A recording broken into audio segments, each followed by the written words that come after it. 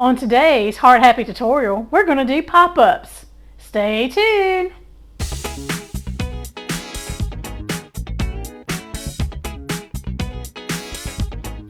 Hey y'all, this is Melissa at Mtn Quilting, and today's tutorial is on pop-ups. What is a pop-up? So these are really awesome space-saving items that you can use.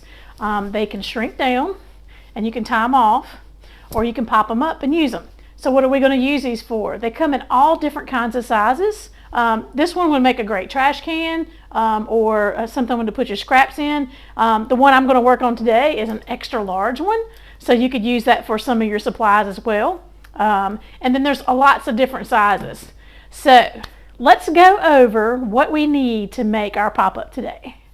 So what we're going to need for today's project is the pattern, Sew Organized Design, and it's the pop-up, stacking pop-up pattern. You will also need to pick out your fabric that you want. So I am using a panel, been using panels a lot, so I'm taking this panel and I'm adjusting it to the size that the pattern tells me to. You also need some coordinating fabric for the liner of your pop-up. And you'll need something that coordinates with it for your bottom. As you can see here, we used a panel on this one as well, and then we had coordinating fabric to go with it. You'll also need fabric for your ties, so you may decide to use fabric or you can use elastic. It's helpful too if you use a stabilizer, like when you use a t-shirt quilt, so some type of lightweight interfacing is great. And then you got to figure out which size of pop-up you're going to do. Today we're going to do the extra large pop-up, and I will forewarn you, do not cut your tape off of the pop-up until the instructions tell you to, because if you do, it's really hard to work with. So let's get started with step one. Okay, the first step you need to do is look over your pattern. Make sure you always read all the way through your pattern before you start cutting and putting things together. All right, so I've done that and I've gotten to the specific size that I need for my extra large pop-up. And I did a panel and I did a little bit of piecing with it so that it would be exactly what the size is supposed to be based off of the pattern. I've also already stabilized this. I put the stabilizer on there. And the first thing you want to do is you want to make a sock out of your top or the outside. So what we're going to do is we're going to sew this together, 1/4 inch seam, and then we're going to press that seam open. So let's do that real quick. As you can see, I sewed a 1/4 inch seam, and then I went ahead and pressed it open. The reason why we wanted to press it open is so that we don't have a lot of bulk. All right, the next thing you're going to do is you've already went through the pattern and cut out everything like you're supposed to. There is a template for you to use for you to cut your circles, and the circles is going to be the bottom of your lining and the outside of your pop-up. One of the things I recommend that you do is you need to mark the centers. So what you're going to do is you're going to fold your fabric in half, and then you're going to place a mark here. And then you're going to fold it in half again, and then you're going to place a mark on the inside here. So you want to do that so that we know exactly where to line this pop-up at. And that this is the bottom. All right, and you're going to do the exact same thing for the sides, the outside edge of it. So what we need to do now is we need to mark the centers of our outside of our pop-up. So what you need to do is just lay it nice and flat. And then all I'm going to do is come in here and I'm going to mark where that fold is at, because that's the center of that one. I'm going to do the same thing over here on this one, and I'm just using a regular friction pin. It'll go away. And then what I want to do again is I want to line these up. I'm going to go ahead and mark the top just in case I need that mark too. So let's just do top and bottom so that we can line the other side up too. All right, now what I'm going to do is I'm just going to take my 2 marks and I'm going to match them up just like that. And I'm going to mark 2 more spots so that I can get some good points here so that we can attach our bottom. All right, so I'll do the same thing here and the same thing there. All right, another thing you might want to pay attention to, especially if you have directional fabric. This step here is really important. You want to make sure that your fabric on the outer side is pointing in the right direction. So you might want to just put a little arrow somewhere where it won't show up anywhere, so that you'll know which way is up and which way is down, because that's really important. You don't want to put the bottom on the top and then wind up having an upside down pop-up. Okay, so we got those two things marked. So the next thing we're going to do is we're going to attach our bottom. And I'll tell you that a pin is going to be your friend. You're going to need lots and lots of pins. So the next thing we're going to do is we're going to line up our bottom to our outside edge. So the way that you do that is you're going to take your markings, and you're going to take one side of your marking here, and pins are going to be your friend. You want to pin this. I'm going to pin from this side because I like to sew from this side. All right, and then you're going to line this one up with this one, and this one up with that one, and you keep doing that. So we go over here.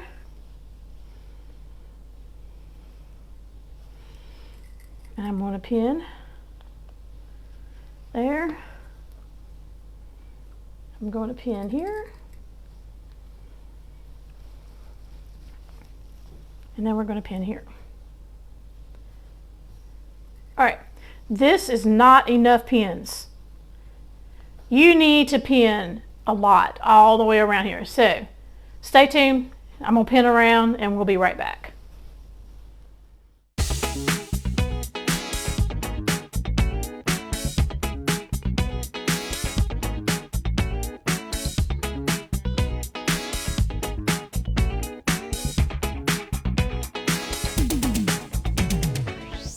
All right, now that we got this all pinned up, as you can see, I used lots of pins.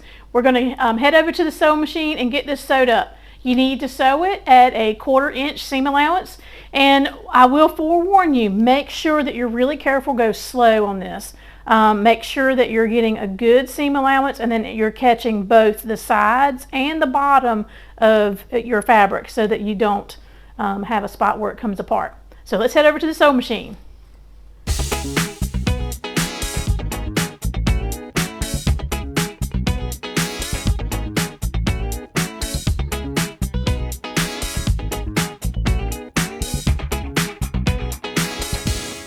Now that we have sewed the base on to our outside, we need to do the exact same thing to our lining. We need to sew the base onto the lining.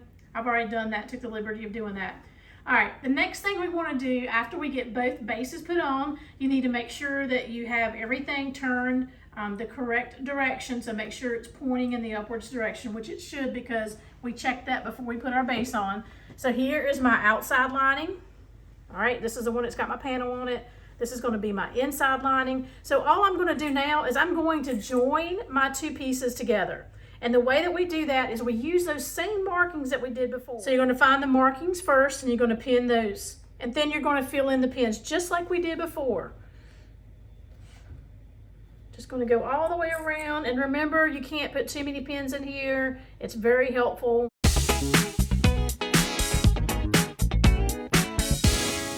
I have everything pinned all the way around. Now you guessed it, we got to go over to the sewing machine.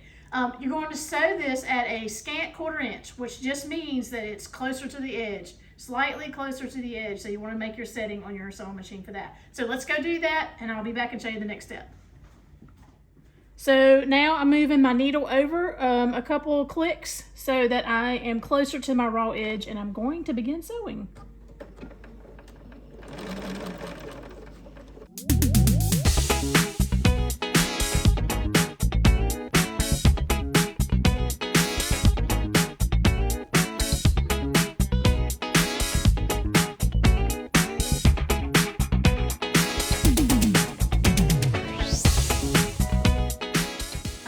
We got all of our sewing done. We got the two bases sewed together all the way around at a scant 1/4 inch. And now what we're going to do is we're going to take the outside and flip it like this. And you should have your lining and then the outside edge of it. So got that done. So now what we're going to do is we're going to put our spring inside. Just take your spring and you're going to stick it in between the 2 layers that you just sewed.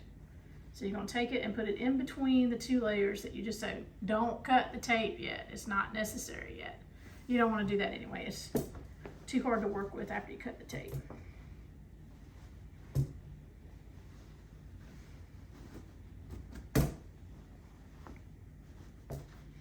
All right, so I like to kind of push it down in there, make sure I can see my bottom down there pretty good.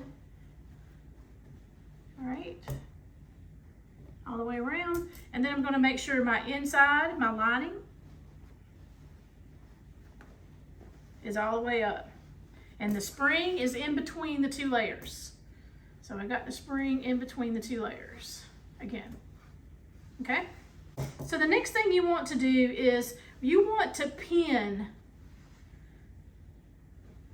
down here near the spring. So you're going to come up about 1.5 inches and you're going to take some safety pins and you're going to pin the 2 layers. And what this is going to do, this is going to allow you to cut that piece of tape, but it's also going to allow you to keep that spring in where it needs to stay so that it doesn't come up on you.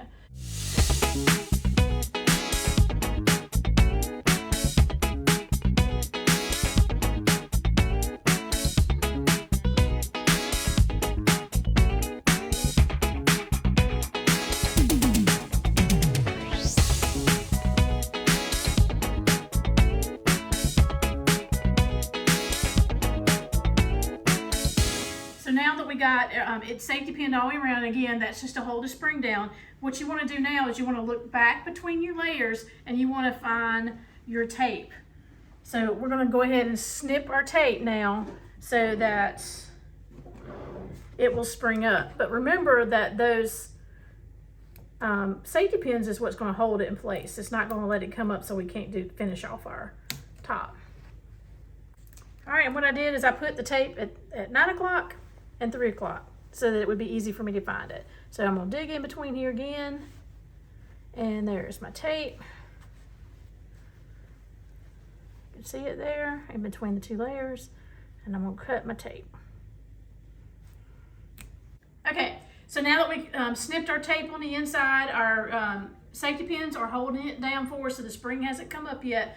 Now what you want to do is we're going to have to combine or sew the 2 tops together. So you're doing your lining and the outside edge. So what you want to do is find your markings just like we did before, and we're going to go through that same process where we take and we pin and we find all 4 markings, and then we're going to sew across the top. And this time we're only going to sew it at about 1/8 of an inch. We just want to sew the 2 pieces together. Get these pinned up, and remember, you can't pin too many times. So go ahead and go all the way around, and then we'll go off to the sewing machine and we're going to sew 1/8 of an inch all the way around the top. Okay? Okay, I sewed all the way around my 2 pieces here.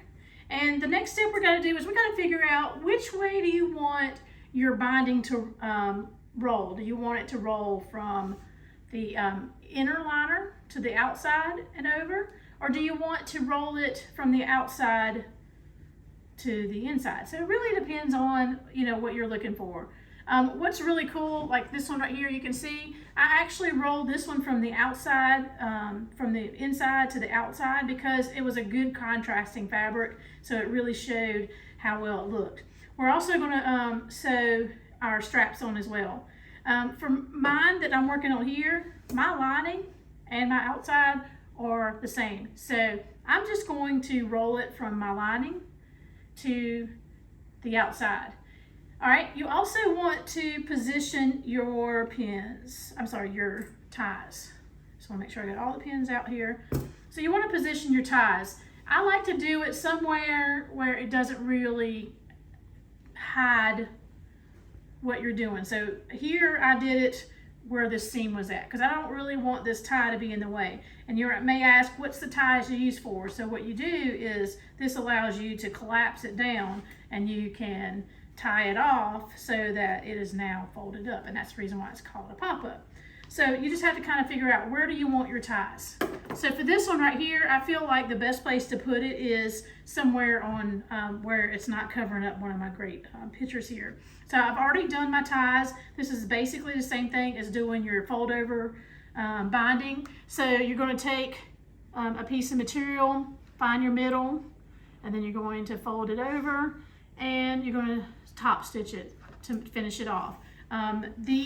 The pattern does tell you the approximate length that you need for this particular project, and they're different based off of whichever size of pop-up that you're doing. All right, so I've already done this.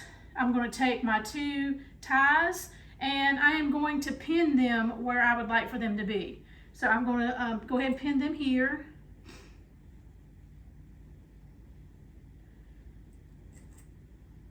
Because this is where I want to have them stay.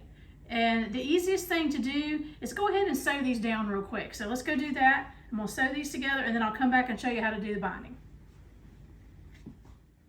All right, so now that we got these nice and secure on, what we're going to do next is we're going to work on our binding. So the way that we do our binding on this is, you got to figure out, do you want the inside to be your binding, or do you want the outside to be your binding? And in this particular case, I allowed my inside to be my binding because it made it show it off better, so you could see it, the contrast. For this particular pop-up, my inside and outside are the same fabric, so it really doesn't matter. So just because it's easier, I think it's easier, I'm going to do fold my lining to the outside of the lining. And you're going to do this at a 1/2 inch. So you're going to fold it a 1/2 inch and then fold it again at a 1/2 inch. And then I'm going to pin it. And I'm going to do this all the way around, and then I'm going to top stitch that top edge.